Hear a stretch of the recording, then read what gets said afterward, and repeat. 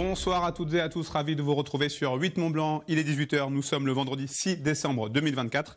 C'est l'heure du journal préparé par l'ensemble de la rédaction. Voici les titres de l'actualité ce soir.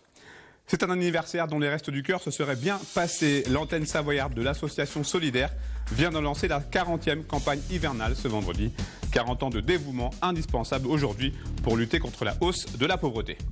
Et puis à 10 jours du slalom du critérium de la première neige de Val d'Isère, les Bleus étaient à l'entraînement ce jeudi sur la face de Bellevarde. À l'image de leur chef de file Clément Noël, vainqueur des 2 premières courses de l'hiver, les skieurs tricolores veulent dompter la piste savoyarde le 15 décembre prochain. On commence donc cette édition avec le volet solidarité. Plus d'1,3 million de personnes ont bénéficié l'hiver passé de l'aide des Restos du Cœur sur toute la France. En Savoie, cela représente plus de 6 000 personnes. L'antenne départementale a lancé ce vendredi la 40e campagne hivernale des Restos. 40 ans de distribution au quotidien et un constat. La pauvreté gagne chaque année du terrain, contraignant l'association à prendre de nouvelles mesures. Fanny Savard nous en dit plus dans ce reportage. Ce vendredi matin, comme 3 fois par semaine, une douzaine de bénévoles s'activent à mettre en rayon le centre des Restos du Cœur de Chambéry-le-Haut. Ici, ce sont près de 2 tonnes de marchandises par jour qui arrivent par camion avant d'être distribuées méthodiquement à 169 familles. On compte tout, hein. Les fruits, les légumes, les yaourts, le fromage, tout ce qu'on reçoit, les gâteaux, les pâtisseries, de manière à pouvoir faire une répartition au plus juste, de manière à ce que la famille qui arrive à 13 h soit servie de la même façon que la famille qui arrive à 17 h. Cette année, l'association fête ses 40 ans. À l'époque, la première campagne des Restos rassemble 5000 bénévoles qui distribuent alors 8,5 millions de repas. 4 décennies plus tard, l'association en enregistre 20 fois plus et accueille près d'1,3 million de personnes sur toute la France. On a la 40e campagne, normalement on devrait être fermé depuis longtemps au niveau des Restos du Cœur. Et malheureusement, je pense que dans 20 ans on sera encore là. Il y a plus de monde, beaucoup de gens de l'Est qui viennent, notamment les Ukrainiens bien évidemment, mais aussi d'autres pays de l'Est. Et puis on a beaucoup d'étudiants également. L'an passé, l'association se trouvait en grande difficulté suite à un afflux massif de demandeurs et à une augmentation de ses coûts de fonctionnement. Les Restos du Cœur avaient alors dû revoir leurs critères d'éligibilité et de fait refuser près de 110 000 personnes. Financièrement, nous avions d'énormes difficultés et la survie de l'association était complètement en danger, sachant que l'association a besoin de ressources financières puisqu'elle achète un produit sur 3 produits distribués. Donc nous sommes en besoin financier permanent. Grâce à des dons importants, les Restos du Cœur ont pu se relever et entrevoient une 40e campagne plus apaisée et pleine de nouveautés. Parmi elles, la mise en place d'un barème plus avantageux pour les familles monoparentales qui représentent un quart des personnes accueillies ou encore un nouveau dispositif d'aide pour les personnes en situation de mal logement. La priorité est également donnée à la petite enfance avec des dotations alimentaires spécifiques pour les bébés. On a un chiffre tout à fait vertigineux qui nous est donné par les différentes associations, c'est qu'en fait il faut 6 générations pour sortir du cycle de la pauvreté. Donc il est important de prendre le problème à la base, de prendre le problème au niveau des enfants.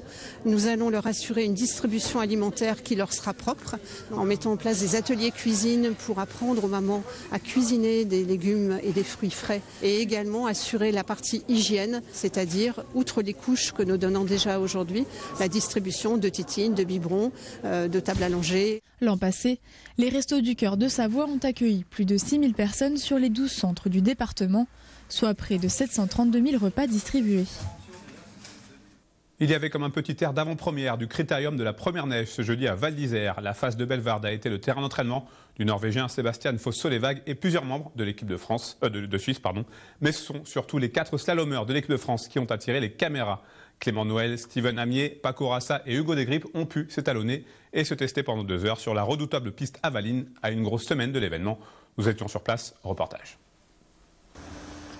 Le grand ciel bleu qui régnait sur Val d'Isère en ce milieu de semaine sera-t-il annonciateur de bons résultats pour les skieurs de l'équipe de France dans une semaine pour le critérium de la première neige? Ce jeudi, sous un grand soleil, Clément Noël, Paco Rassa, Hugo Desgrippes et Steven Amier ont pu prendre la température de la face de Bellevarde lors d'une session d'entraînement. La neige était super, il fait grand beau.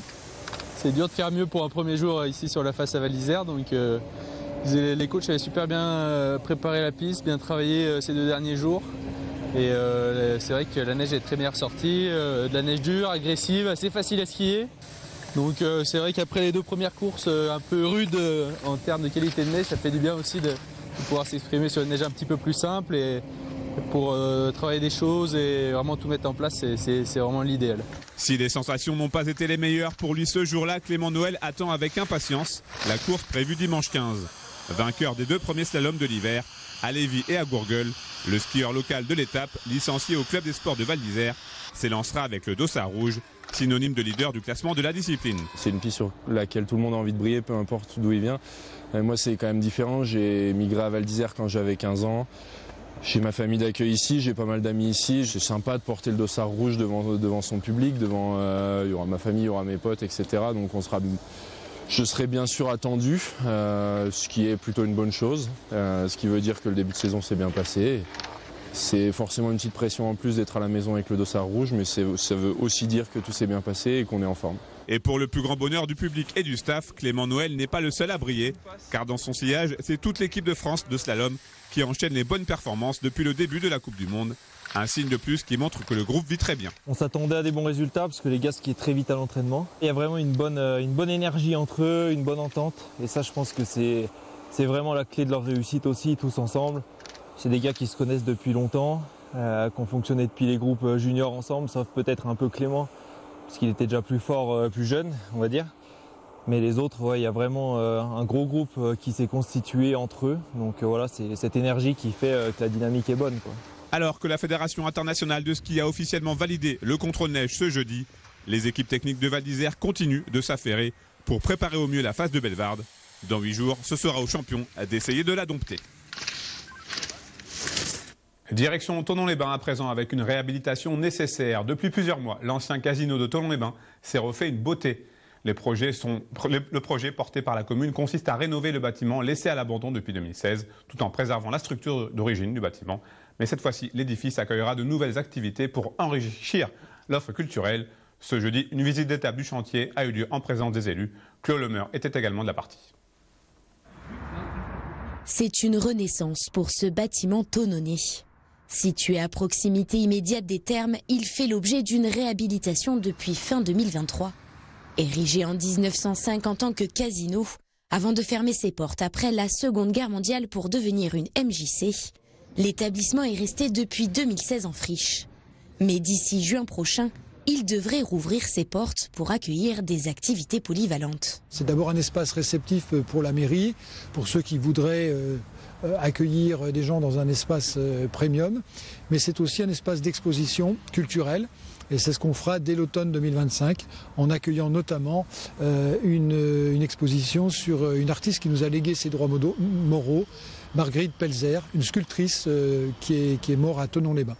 Voilà. Et puis évidemment, il y aura d'autres activités type associative. Et on souhaiterait également pouvoir le dimanche après-midi en faire un espace de réjouissance pour ceux qui aiment les danses de salon. C'est pour ça qu'un des espaces du bâtiment sera réservé à un salon de thé, pâtisserie.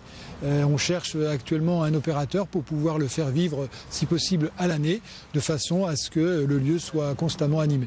Près d'une dizaine d'entreprises sont sur le pont pour redonner vie à ce bâtiment d'environ 900 mètres carrés. Et même si ce dernier n'est pas inscrit au titre des monuments historiques, l'enjeu est de le restaurer tout en gardant son architecture d'origine.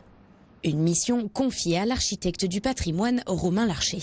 C'est vrai qu'on garde le maximum de choses d'antan et quand on voit un peu le projet, les plans et comme il existait, évidemment que ça ne sera pas totalement l'état, mais ça va y ressembler. On a retrouvé à l'intérieur beaucoup de choses derrière des panneaux de toutes sortes, de lambris, etc. On a retrouvé une fresque de Marguerite Pelzer, on a retrouvé des gardes de corps, on a retrouvé des choses que l'on va conserver et rénover. Une seule partie devrait être totalement contemporaine, l'ancienne salle de cinéma du casino à l'arrière du bâtiment.